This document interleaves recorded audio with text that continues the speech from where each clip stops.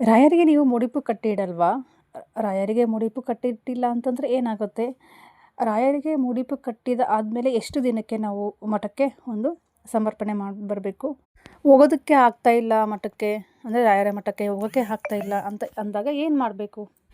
ಸ್ನೇಹಿತರೆ ನಮಸ್ಕಾರ, welcome to ಹಳ್ಳಿ ಸವರಿಚ ಚಾನಲ್ಗೆ. ಎಲ್ಲರೂ ಹೇಗಿದ್ದೀರಾ? ನಾನು ಕೂಡ ತುಂಬ ಚೆನ್ನಾಗಿದ್ದೀನಿ. ಇದು 2ನೇ ವಾರದ ನಾನು ಉಪ್ಪಿನಲ್ಲಿ ಶುಕ್ರವಾರ ನಾನು ಹಿಂದಿನ ವಿಡಿಯೋದಲ್ಲಿ ತಿಳಿಸ್ಕೊಟ್ಟಿದ್ದೀನಿ. ಹಿಂದಿನ ಶುಕ್ರವಾರನ ನಾನು ತಿಳಿಸ್ಕೊಟ್ಟಿದ್ದೀನಿ. ಅಂದರೆ ಹುಣ್ಣಿಮೆ ಕೂಡ ಮಾಡ್ಕೋಬೋದು, ಇಲ್ಲ ಶುಕ್ರವಾರ ಕೂಡ ನೀವು ಮಾಡ್ಕೋಬೋದು ಅಂತಂದ್ಬಿಟ್ಟು ಹೇಳಿದ್ದೆ. ಇಲ್ಲಿ ನಾನು 2ನೇ ಶುಕ್ರವಾರ ಕೂಡ ಇದರಲ್ಲಿ ಮಾಡಿದ್ದೀನಿ, ನೋಡ್ತಾ ಇರ್ಬೋದು.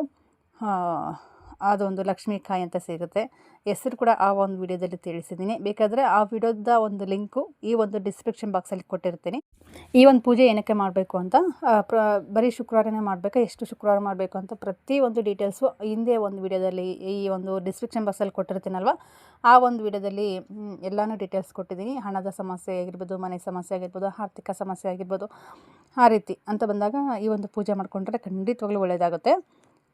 ಇವತ್ತು ಏನಪ್ಪ ಅಂತಂದರೆ, ನನಗೆ ಸುಮಾರು ಕಮೆಂಟ್ ಬಂದಿದ್ವು. ಏನಪ್ಪ ಅಂತಂದರೆ, ನೀವು ಮುಡಿಪು ಕಟ್ಟಿರಲ್ವಾ, ಮುಡಿಪು ಕಟ್ಟದೇ ನೀವು ಪೂಜೆ ಮಾಡ್ತಾಯಿದ್ದೀರಾ, ವ್ರತ ಮಾಡ್ತಾಯಿದ್ದೀರಾ ಅಂತಂದ್ಬಿಟ್ಟು ಈ ಒಂದು ವಿಡಿಯೋದಲ್ಲಿ ತಿಳಿಸ್ಕೊಡ್ತೀನಿ. ಯಾಕಂತಂದರೆ ಸುಮಾರು ಜನಕ್ಕೆ ಈ ಡೌಟ್ ಇದೆ. ಯಾಕಂದರೆ ನಾನು ಕೂಡ ಮುಡಿಪು ಕಟ್ಟಿಡುವಂಥ ಒಂದು ವಿಡಿಯೋ ನಿಮ್ಮ ಜೊತೆ ಶೇರ್ ಮಾಡ್ಕೊಂಡಿರಲಿಲ್ಲ. ಹಾಗಾಗಿ ನಾನು ಸುಮ್ಮನೆ ಆಗಿಬಿಟ್ಟಿದ್ದೆ. ಜಸ್ಟ್ ಏನಪ್ಪ ಅಂತಂದರೆ, ರಾಯರಿಗೆ ಯಾವ ರೀತಿ ಪೂಜೆ ಮಾಡಬೇಕು, ವ್ರತ ಯಾವ ರೀತಿ ಮಾಡಬೇಕು, ಮುಡುಪು ಅಂತ ಬಂದಾಗ ನಾನು ಎಲ್ಲೂ ಹೇಳ್ಕೊಂಡಿರಲಿಲ್ಲ. ಬಟ್ ನೀವೆಲ್ಲ ಜಾಸ್ತಿ ಕೇಳೋದ್ರ ಸಲುವಾಗಿ ನಾನು ಈ ಒಂದು ಮುಡುಪು ಅಂತ ಹೇಳಿಬಿಟ್ಟು ಈ ಒಂದು ವೀಡಿಯೋನ ಮಾಡ್ತಾಯಿರೋದು. ಯಾಕಪ್ಪ ಅಂತಂದರೆ, ನಮ್ಮ ಮನಸ್ಸಿನಲ್ಲಿ ಏನೇ ಒಂದು ಅಂದ್ಕೊಂಡ್ರು ಕೂಡ ಅದು ಮುಡಿಪು ಕಟ್ಟಿಟ್ಟು ಪೂಜೆ ಮಾಡಬೇಕು, ಕರೆಕ್ಟು, ನಿಜ. ಆದರೆ ಅದು ಎಷ್ಟು ದಿನಕ್ಕೆ ನಾವು ರಾಯರ ಮಠಕ್ಕೆ ತಲುಪಿಸ್ಬೇಕು, ರಾಯರಿಗೆ ಹೋಗೋಕ್ಕೆ ಆಗ್ತಾಯಿಲ್ಲ, ಯಾವಾಗ ಹೋಗಬೇಕು, ನಾವು ಮುಡುಪು ಕಟ್ಟಿಟ್ಟು ಎಷ್ಟು ವರ್ಷಗಳಿಗೆ ಹೋದ್ರೂ ಕೂಡ ನಡೆಯುತ್ತಾ ಅಂತಂದ್ಬಿಟ್ಟು ಈ ವಿಡಿಯೋದಲ್ಲಿ ತಿಳಿಸ್ಕೊಡ್ತೀನಿ. ನಾನು ಕೂಡ ಮುಡುಪು ಕಟ್ಟಿ ವ್ರತನ ಮಾಡ್ತಾಯಿರೋದು ಸ್ನೇಹಿತರೆ. ಆದರೆ ನಿಮ್ಮ ಜೊತೆ ಶೇರ್ ಮಾಡ್ಕೊಂಡಿರಲಿಲ್ಲ. ಹಾಗಾಗಿ ಇಲ್ಲಿ ನಾನು ಶುಕ್ರವಾರ ಆಗಿರೋದ್ರಿಂದ ಈ ರೀತಿ ಪೂಜೆ ಮಾಡ್ಕೊಂಡಿದ್ದೀನಿ, ನೋಡ್ತಾ ಇರ್ಬೋದು. ಈ ಒಂದು ಕಾಯಿನ ಏನಂತ ಕರೀತಾರೆ ಮತ್ತು ಯಾವ ರೀತಿ ಪೂಜೆ ಮಾಡಬೇಕು ಅಂತ ಹಿಂದೆ ವಿಡಿಯೋದಲ್ಲಿ ತಿಳಿಸಿದ್ದೀನಿ ಅಂತ ಹೇಳಿದ್ದೀನಿ, ಹೋಗಿ ಚೆಕ್ ಮಾಡ್ಕೋಬೋದು. ಇವತ್ತು ರಾಯರಿಗೆ ಮುಡುಪು ಕಟ್ಟಿಡಲ್ವಾ ಅಂತ ಸುಮಾರು ಕಮೆಂಟು. ಹೌದು, ರಾಯರಿಗೆ ಮುಡಿಪು ಕಟ್ಟಿಟ್ಬಿಟ್ಟು ನಾನು ಪೂಜೆ ಕೂಡ ವ್ರತ ಕೂಡ ಆಚರಣೆ ಮಾಡ್ತೀನಿ. ಏನಪ್ಪ ಅಂತಂದರೆ, ಆ ಒಂದು ವಿಡಿಯೋ ಮುಡುಪು ಕಟ್ಟಿಡುವಂತಹ ಒಂದು ವಿಚಾರ ನಿಮ್ಮ ಜೊತೆ ಶೇರ್ ಮಾಡ್ಕೊಂಡಿರಲಿಲ್ಲ. ಹಾಗಾಗಿ ನಿಮಗೆ ಡೌಟ್ ಇದೆ ಅಲ್ವಾ? ಹೌದು, ನಾನು ಪ್ರತಿದಿನ ಈಗ 2ನೇ ಒಂದು ಗುರುವಾರ ಆಗಿರೋದ್ರಿಂದ ವ್ರತ ಆಚರಣೆ ನಂದು 2ನೇ ಗುರುವಾರದ್ದು. ಹಾಗಾಗಿ ಮುಡುಪು ಕಟ್ಟಿಟ್ಟು ನಾನು ಪೂಜೆ ವ್ರತನ ಮಾಡ್ತೀನಿ. ಯಾವುದೇ ರೀತಿ ಮುಡುಪು ಕಟ್ಟಿಟ್ಟಿಲ್ಲ ಅಂತ ಅನ್ನೋಕ್ಕೆ ಹೋಗಬೇಡಿ. ನಾನು ಮುಡುಪು ಕಟ್ಟಿಟ್ಟು ಪೂಜೆನ ಮಾಡ್ತಿದ್ದೀನಿ. ಎಷ್ಟು ಕಟ್ಟಿಡಬಹುದು ನಿಮ್ಮ ಒಂದು ಡೌಟ್ಗೆ ಇವತ್ತು ಈ ಒಂದು ವಿಡಿಯೋದಲ್ಲಿ ಕ್ಲಿಯರಾಗಿ ಮಾಡ್ತೀನಿ. ಮುಡುಪನ್ನು ಎಷ್ಟು ರೂಪಾಯಿ ಕಟ್ಟಿಟ್ಟರೆ ಒಳ್ಳೆಯದಾಗತ್ತೆ? ಖಂಡಿತವಾಗ್ಲೂ ನಿಮ್ಮ ಕೈಲೇ ಎಷ್ಟಾಗುತ್ತೋ ಅಷ್ಟು, ಇಷ್ಟೇ ಅಂತ ಏನಿಲ್ಲ.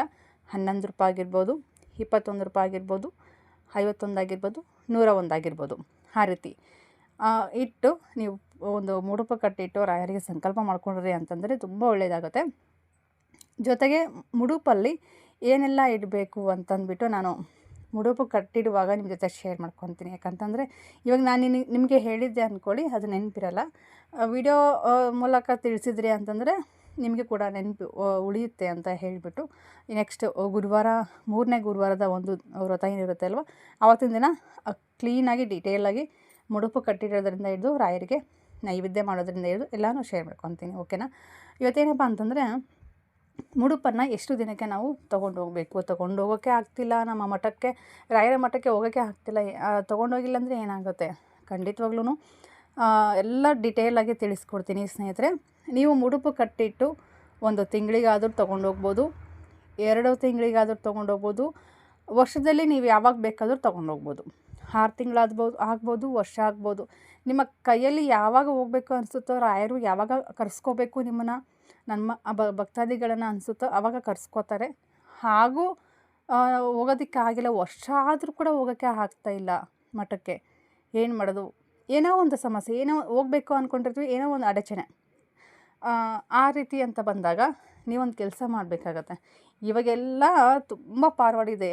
ಏನಪ್ಪ ಅಂತಂದರೆ, ಆನ್ಲೈನ್ ಮೂಲಕ ಇವಾಗೆಲ್ಲ ಒಂದು ರಾಯರ ಮಠಕ್ಕೆ ನೀವು ಹೋಗಿಲ್ಲ ಅಂದರೂ ಪರವಾಗಿಲ್ಲ, ನೀವು ಎಷ್ಟು ರೂಪಾಯಿನ ಮುಡುಪನ್ನು ಕಟ್ಟಿರ್ತೀರೋ ಅಷ್ಟು ರೂಪಾಯಿನ ಇನ್ನೂ ಸ್ವಲ್ಪ ಹೆಚ್ಚಿನ ಲಾಭದಲ್ಲಿ, ಅಂದರೆ ಹೆಚ್ಚಿನ ಒಂದು ಮುಡುಪಲ್ಲಿ ನೀವು ರಾಯರಿಗೆ ಒಂದು ಅರ್ಚನೆ ಮಾಡಬೇಕಾಗತ್ತೆ. ನಿಮ್ಮದು 7 ಮುಡುಪು ಕಟ್ಟಿಟ್ಟಿವಿ ಅಂದ್ಕೊಳ್ಳಿ, ಅದು ಎಷ್ಟು ರೂಪಾಯಿ ಆಗಿರುತ್ತೋ ಅದಕ್ಕೆ ಡಬಲ್ ಸೇರಿಸ್ಬಿಟ್ಟು ಫೋನ್ಪೇ ಮೂಲಕ ನೀವು ರಾಯರ ಮಠಕ್ಕೆ ಸಲ್ಲಿಸ್ಬೋದು. ಅಷ್ಟು ಮಂತ್ರಾಲಯಕ್ಕೆ ಹೋಗಲೇಬೇಕಾ? ಖಂಡಿತವಾಗ್ಲೂ ಇಲ್ಲ. ಮಂತ್ರಾಲಯಕ್ಕೆ ಹೋಗೋದಕ್ಕೂ ಆಗ್ತಿಲ್ಲ ಅಂತಂದಾಗ ನಿಮ್ಮ ಹತ್ರದಲ್ಲಿರುವಂಥ ಒಂದು ರಾಯರ ಮಠ ಯಾವುದಾದ್ರೂ ಆಗಿರ್ಬೋದು, ರಾಯರ ಮಠ ಹತ್ರದಲ್ಲಿ ನಿಮಗೆ ಯಾವುದು ಹತ್ರ ಅನಿಸುತ್ತೋ ಆ ಮಠಕ್ಕೆ ಹೋಗಿಬಿಟ್ಟು ಆ ಮುಡುಪನ್ನು ಸಲ್ಲಿಸ್ಬೋದು. ನಮ್ಮ ಸುತ್ತಮುತ್ತ ಮಠಗಳು ಯಾವುದಿಲ್ಲ, ರಾಯರ ಮಠ ಯಾವುದಿಲ್ಲ, ನಮ್ಮ ಮಂತ್ರಾಲಯಕ್ಕೆ ಹೋಗಬೇಕು ಅಂತ ಅನ್ನೋರು, ಖಂಡಿತವಾಗ್ಲೂ ಮಂತ್ರಾಲಯಕ್ಕೂ ಹೋಗೋಕ್ಕೆ ಆಗ್ತಿಲ್ಲ ಅಂತ ಅನ್ನೋರು ನೀವು ಫೋನ್ಪೇ ಮೂಲಕ ಸಲ್ಲಿಸ್ಬೋದು. ನೋಡಿದ್ರಲ್ವಾ, ನಾನು 2 ಗುರುವಾರ ಮಾಡಿದ್ದೀನಿ. 2 ಗುರುವಾರದಲ್ಲಿ ನನಗೆ 2 ಮುಡುಪನ್ನು ಕಟ್ಟಿಟ್ಟಿದ್ದೀನಿ. ನಮಗೆ ಎಷ್ಟು ಅನುಕೂಲ ಆಗುತ್ತೋ ಅಷ್ಟನ್ನು ಮುಡುಪನ್ನು ಕಟ್ಟಿಡ್ಬೋದು. ಪ್ರತಿಯೊಂದು ಮುಡುಪಲ್ಲಿ ಸೇಮ್ ದುಡ್ಡೇ, ಸೇಮ್ ಕಾಯಿನ ಹಾಕಿಡ್ಬೇಕಾ? ಖಂಡಿತವಾಗ್ಲೂನಿಲ್ಲ. ಈ ವಾರ ನಮ್ಮ ಕೈಯಲ್ಲಿ 11 ರೂಪಾಯಿ ಇತ್ತು ಅಂದರೆ 11 ರೂಪಾಯಿ ಹಾಕ್ಬೋದು. ನೆಕ್ಸ್ಟ್ ವಾರ ನಮ್ಮ ಕೈಯಲ್ಲಿ ಸ್ವಲ್ಪ ಜಾಸ್ತಿ ಇದೆ ಅಮೌಂಟ್ ಅಂದರೆ 21 ಇಲ್ಲ 51 ಆ ರೀತಿ ಇತ್ತು ಅಂದರೆ ಆ ರೀತಿ ಕೂಡ ಹಾಕ್ಬೋದು. ನಿಮ್ಮ ಕೈಯಲ್ಲಿ ಅವತ್ತು ಎಷ್ಟು ದುಡ್ಡು ಇರುತ್ತೋ ಅಷ್ಟು ದುಡ್ಡನ್ನು ಮೇಲೆ 1 ರೂಪಾಯಿ ಇಟ್ಬಿಟ್ಟು ನೀವು ಮುಡುಪನ್ನು ಕಟ್ಟಿರೋದರಲ್ಲಿ ಖಂಡಿತವಾಗ್ಲೂ ರಾಯರು ಒಳ್ಳೇದು ಮಾಡ್ತಾರೆ. ನನಗೆ 2 ವಾರದಲ್ಲಿ ನನಗೆ ಈ ರೀತಿ ಮುಡುಪನ್ನು ಕಟ್ಟಿಟ್ಟಿದ್ದೀನಿ.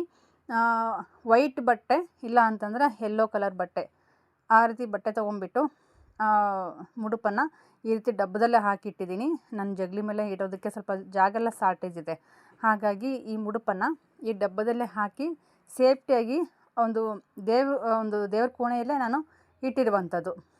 ನೋಡ್ತಾ ಇರ್ಬೋದು. ನಿಮ್ಮ ಡೌಟ್ಗಳಿಗೆಲ್ಲ ಕ್ಲಿಯರ್ ಆಯಿತು ಅಂತ ಅಂದ್ಕೊಂಡಿದ್ದೀನಿ. ಇವತ್ತಿನ ಒಂದು ವಿಡಿಯೋ ಇದಾಗಿರುತ್ತೆ ಸ್ನೇಹಿತರೆ. ಓಕೆ, ಯಾರೆಲ್ಲ ಕೊನೆ ತನಕ ವಿಡಿಯೋ ನೋಡಿದರೆ ಎಲ್ಲರಿಗೂ ತುಂಬ ಹೃದಯ ಧನ್ಯವಾದಗಳು. ಎಲ್ಲರಿಗೂ ರಾಯರು ಕಾಪಾಡಲಿ ಅಂತ ಹೇಳ್ತಾ, ಪೂಜಾಯ ರಾಘವೇಂದ್ರಾಯ ಸತ್ಯಧರ್ಮರಥಾಯ ಚ ಭಜತಾಂ ಕಲ್ಪವೃಕ್ಷಾಯ ನಮತಾಂ ಕಾಮಧೇನವೇ, ಈ ಒಂದು ಮಂತ್ರನ ಪ್ರತಿದಿನ ಪಠಿಸಿ ರಾಯರು ಒಳ್ಳೇದು ಮಾಡ್ತಾನೆ.